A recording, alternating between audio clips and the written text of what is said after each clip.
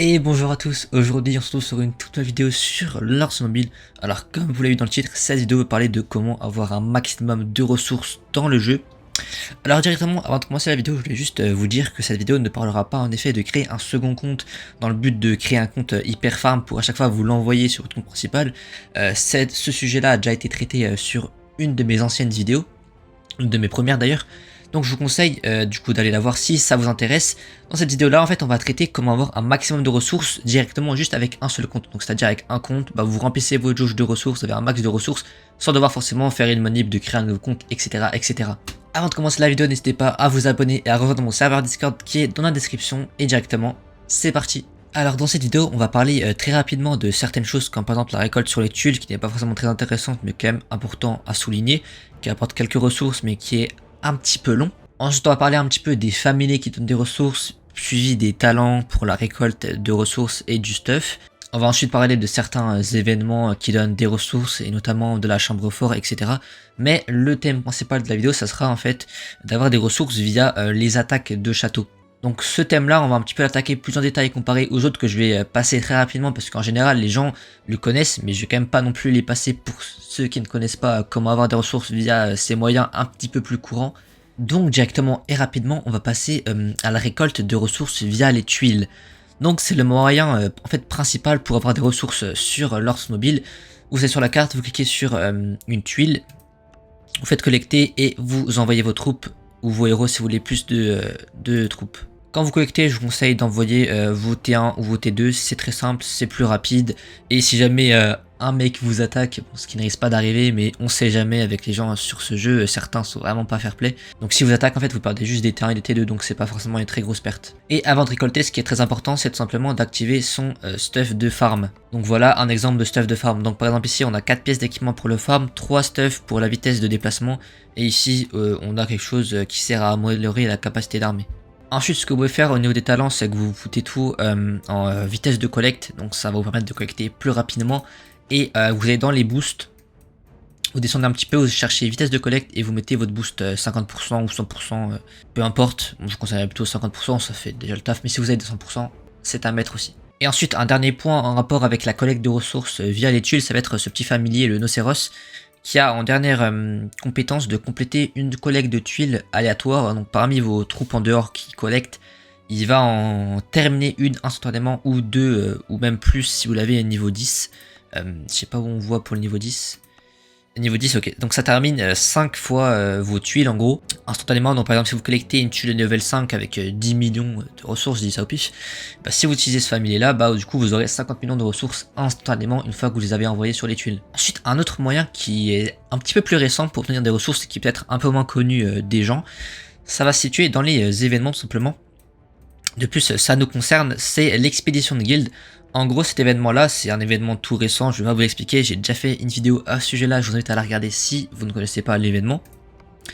Et en gros en fait cet événement là il est très intéressant pour plusieurs points, mais notamment aussi pour ces coffres là de préparation qui vous offrent en fonction de votre rang et en fonction des paliers que vous atteignez dans l'événement en gros.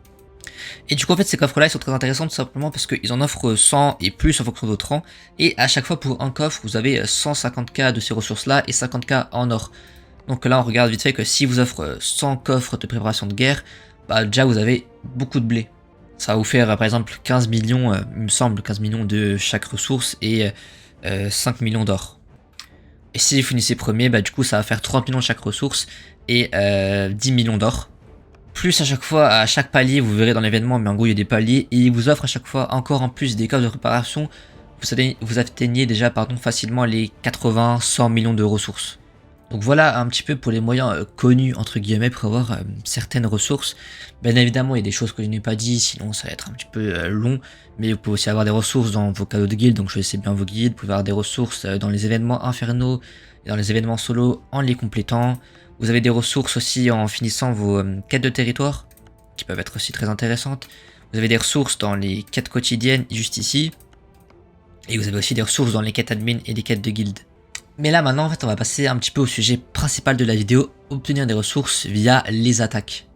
Donc là, en fait, le but de cette manœuvre, en gros, ça va être d'attaquer des châteaux pour leur voler leurs ressources.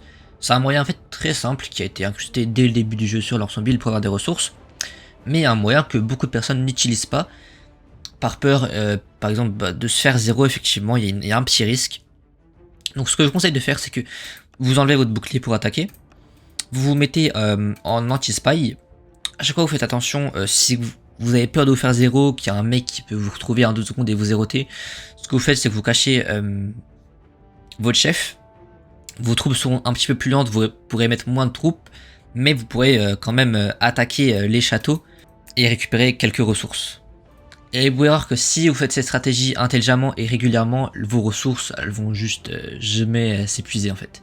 Et pour ceux par exemple qui sont assez costauds, qui n'ont pas peur de se faire zéro ou de se faire capturer leur chef, ce que vous allez faire premièrement ça va être de vous mettre en stuff de speed, du coup en stuff sabre croc, qui est un stuff qui va vous permettre en fait d'aller plus vite dans vos déplacements. Donc voilà, c'est un stuff qui est très utile pour ce genre de manœuvre par exemple.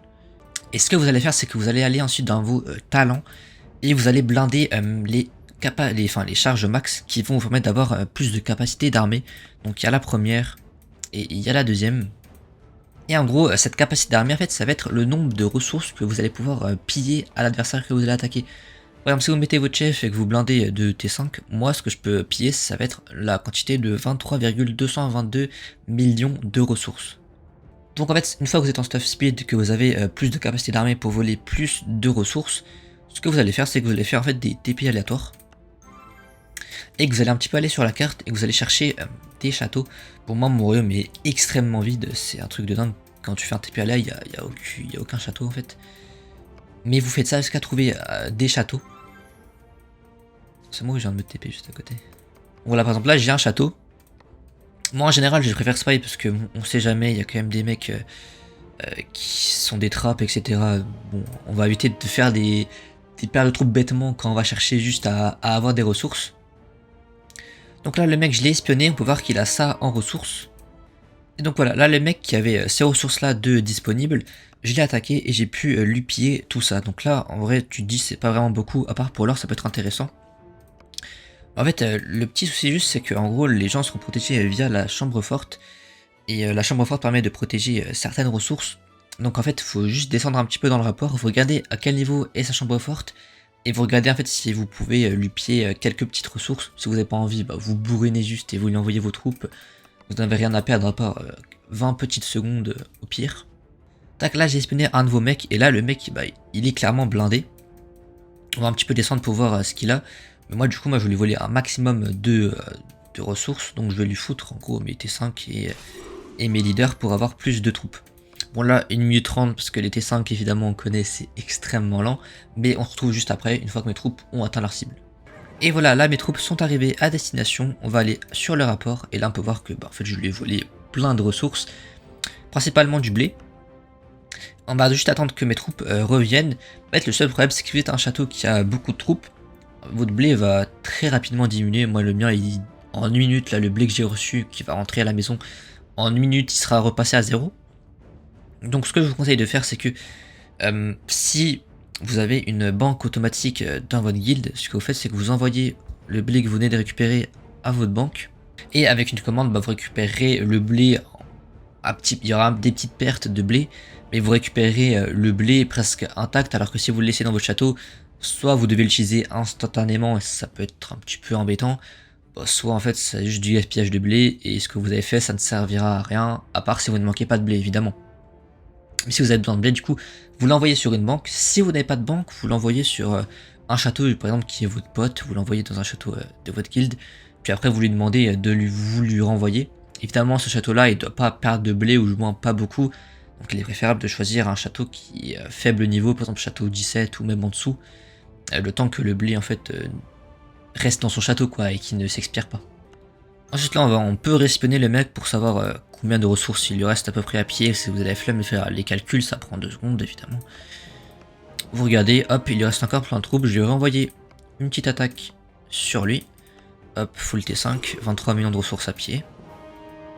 Et juste avec ces petites attaques là, moi par exemple là avec les ressources que j'ai gagnées, je peux déjà faire 15-4 T4 sans avoir à sortir de ressources de mon sac juste avec les ressources que j'ai pu piller sur ce mec là. Et voilà, on lui a envoyé une deuxième attaque. Donc là, on l'a moins pillé de trucs parce qu'à mon avis, sa chambre forte était haut level.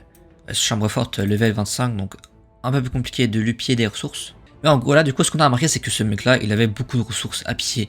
Ce qu'on peut faire, c'est très simple, on va l'ajouter en favori. Et comme ce mec, en fait, il va à chaque fois produire des ressources grâce à ses fermes, sa scierie, etc. Bah, ce qu'on peut faire, c'est tout simplement que à chaque fois, on va revenir chez lui toutes les semaines ou par exemple après un rally war par exemple et qu'on a besoin de ressources, on va revenir chez lui, on va le piller.